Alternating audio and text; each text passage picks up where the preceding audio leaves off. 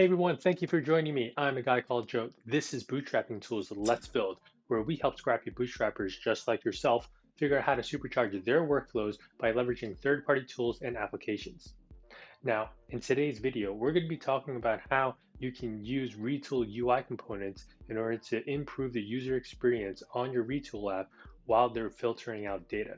You could use the regular filter options within the table, but that's not exactly the best UX or the best UI.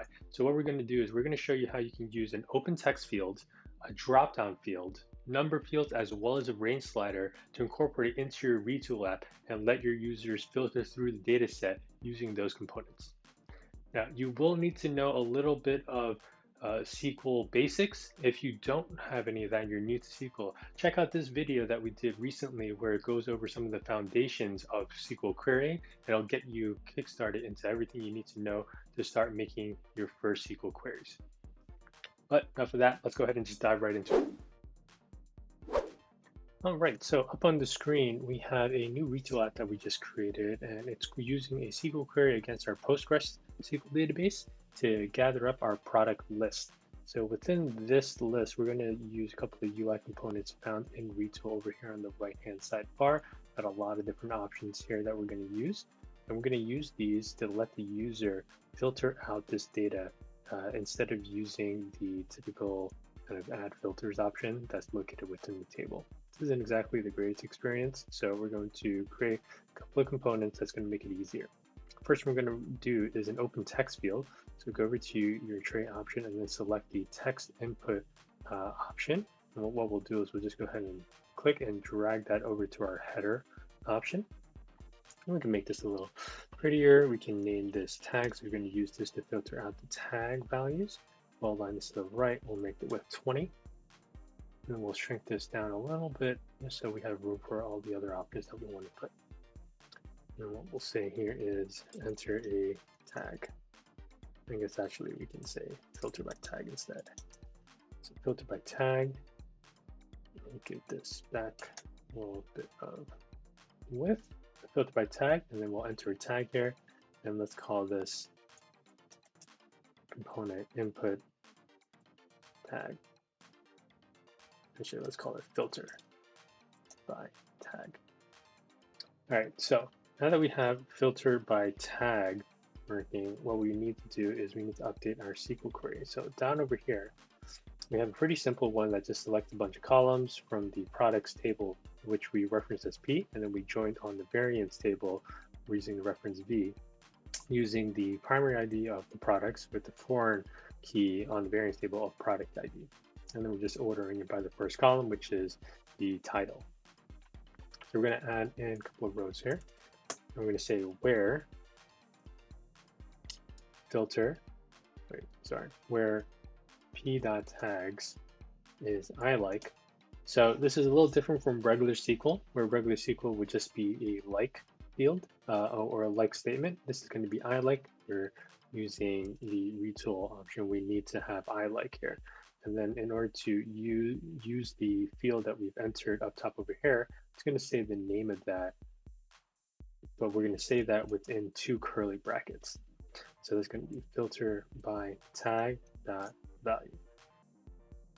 Now this is looking pretty good, but it's not quite done yet. Within here, if you are familiar with SQL, you'll remember that we have to add in those percent signs, both in the beginning, at the end, so that we do a fuzzy match and we capture anything that comes before the value that the user enters as well as after. Now that we have this all set up, once we start entering a tag, let's say Adidas, for example. Well, we actually have to save this and run first. Once we do that, the options in the table will filter down according to what the user is typing. So if we want to say Converse, do that. And then it'll just automatically update everything so that it only shows Converse. And then if we delete everything out, just go ahead and reset itself. So we get all the options once again. Now, the next filter that we're going to use is a drop-down filter. For the drop-down filter, we're going to do something similar as the filter by tag. We're going to go over to our insert option up on the upper right over here, and we're going to find our drop-down, which is this select option over here. just go ahead and click and drag that up into our header bar. And then we're going to do the same thing. We're just going to rename this. And this time we're going to use vendors. So we're going to say select the vendor as the placeholder. And we'll change the values to something just a little bit. We'll call this filter by vendor. And move this a line over to the right. It probably doesn't need that much room, so we'll give it 30. Small that. Actually, let's bring this back up. Okay, so we're going to select the vendor, but we have to select the vendor from here. So what we're going to do is we're going to create another resource query over here. And what we're going to do is we're going to say select distinct vendor. All right, and that's going to be from the products table. Go ahead and preview that. And you can see on the bottom over here in our preview options, we are getting all the vendors that we need. Just going to save and run this, and we'll rename this to say query distinct vendors. Just to be verbose, it's always good practice to do that. And then in our select, we're going to call this filter by vendor. And then for our values, what we're going to do is we're going to call this query distinct vendors dot vendor. And that's going to give us all the vendors that we need. Once we have that, and this is all selecting, you can also do, I guess, is order this. So we'll do order by one ascending. That way the values are in alphabetical order.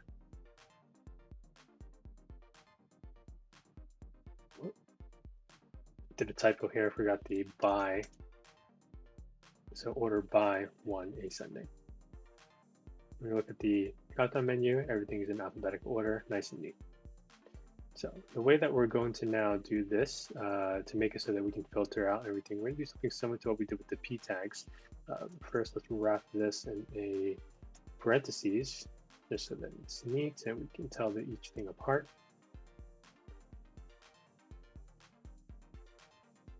Let's do an and statement here, no parentheses, and then now we're going to say p.vendor equals to the filter by option for the vendor. Now here's the trick. If it when we run this, it's actually going to display nothing, and that's because nothing is selected for the vendor. Or if we do select something, it will display. Hold up.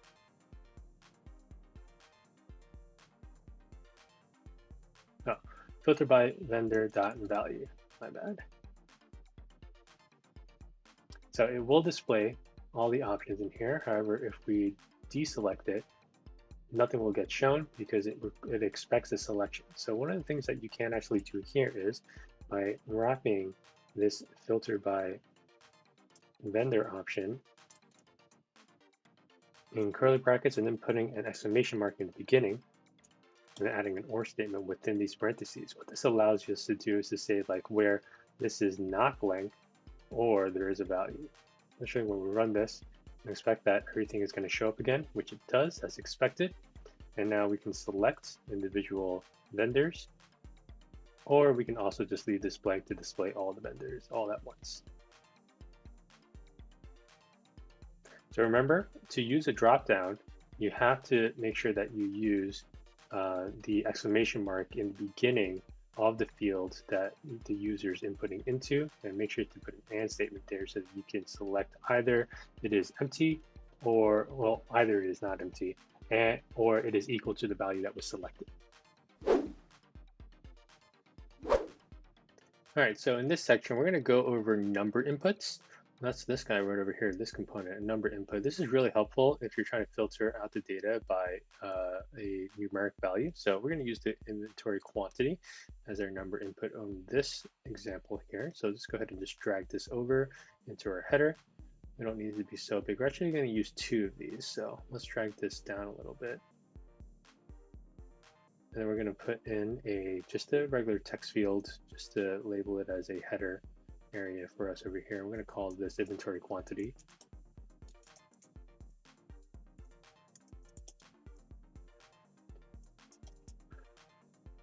And then for our label, we can make this a little bit smaller even.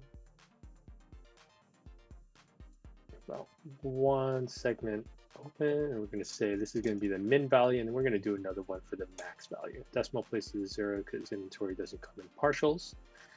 Go to the left, and that looks pretty good. So let's go ahead and take this, Control V or Command C to copy it over, and then Command V to paste, or Control V if you're on the PC.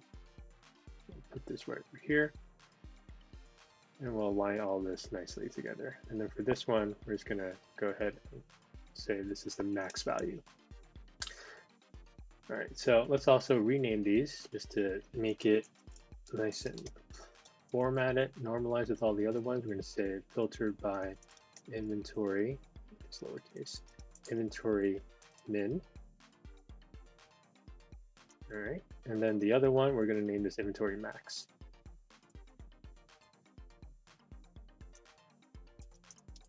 Filtered by inventory max.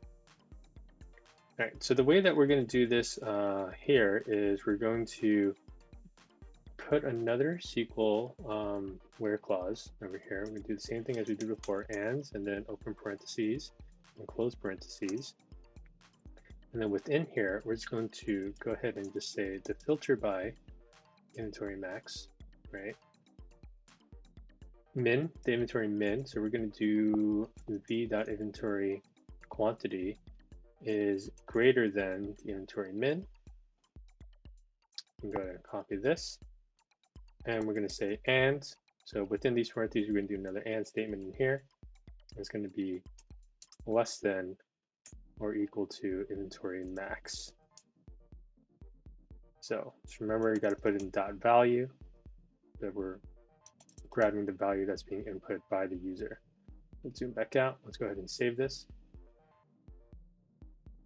So right now it's going to be 0 because the max is 0, but if we say max 100, it's going to filter everything out so that we do see everything within it. And the same thing goes for the min. If we do, let's say, between 30 and 50, that's going to refresh, and now we only get the products back that have inventory levels between 30 and 50. So with that, what we're going to do next is we're going to show you a slider option. So that's going to be this range slider, which is a little bit easier way to use a user experience component to allow you to filter by the inventory amount. So it's going to be a little slider over there. All right, so first thing we're going to do is we're going to take our range slider, we're going to drag it into place over here. Let's actually go ahead and delete these min-max values. We don't need these anymore. Delete those, and then let's move this over to where the inventory quantity area is. We'll extend that, and let's go ahead and rename this. We're going to call this filter by inventory amount. Start value is going to be equal to some stuff, but before we can do any of that, we're going to have to get the values from the inventory quantities. We're going to need to get the min and max values for so we can display it in this little number area down here, as well as make it the range amounts. So go ahead and just click on new, and then we're going to create a new resource query. And this resource query is going to query from the Postgres database. We're going to do a simple select statement over here. So let's start off with select inventory quantity from the variance table. All right, let's go ahead and preview that. You're going to see there's a bunch of inventory levels. Now, what we're also going to do is we're going to wrap our inventory quantity over here. We're going to wrap this in a max. And when we preview this, we'll see that the max value is 100. And we're going to do the same thing, but instead of doing max, we're going to do min. And then we're going to do the inventory quantity for that.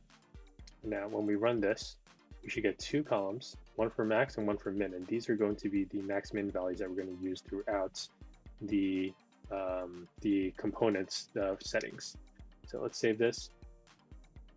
And then let's call this query inventory max min. So now that we have this all set up, let's go ahead and rename some of these guys. We're going to say the start value is going to be inventory maximum data dot min. And then because there's a couple of values in there, we're just going to grab the 0 value. Let's go ahead and copy that. And then the end value, I'm going to say something similar, but instead of min, it's going to be max. That's going to give us back the number 100. So the minimum and the maximum over here, we're just going to do inventory max, inventory min. So we don't need the 0. I'm going to say this, it's going to be number 4. And then the maximum is going to be max.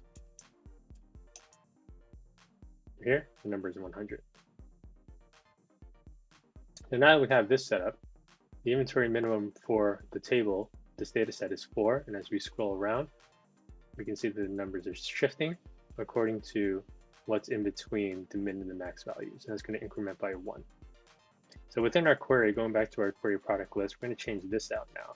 It's no longer going to be this value. So what we're actually going to do here is we're going to do one single statement.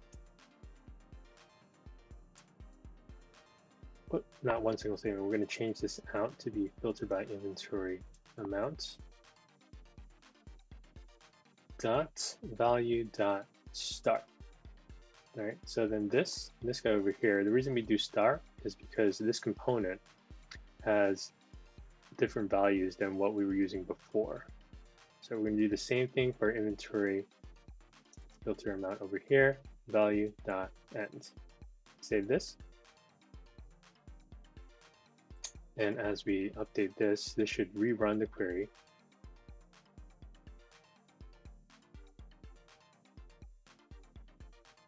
So that we're able to see the values change in real time. So we can increase this a little bit. See that, drag that down. You can see that the values are changing as the user is using the scale approach, this range slider over here, to see what's actually available. You can also step it all the way down, and that's going to give us everything.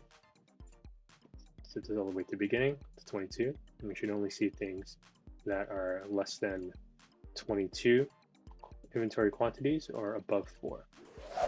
All right, so with those 4 components, the open text field, the dropdown, the number selector, as well as the range slider, you're well on your way to improving the user experience in your Retool app. Now, by using that with your SQL queries, you're going to allow your users to have a better user interaction with the data sets that you have displayed within your Retool app. If you did find this video helpful, please make sure to hit that like button. It's the best way to support the Bootstrapping Tools channel and help us continue making content for you. But I'm a guy called Joe. This is Bootstrapping Tools Let's Build, and we're out.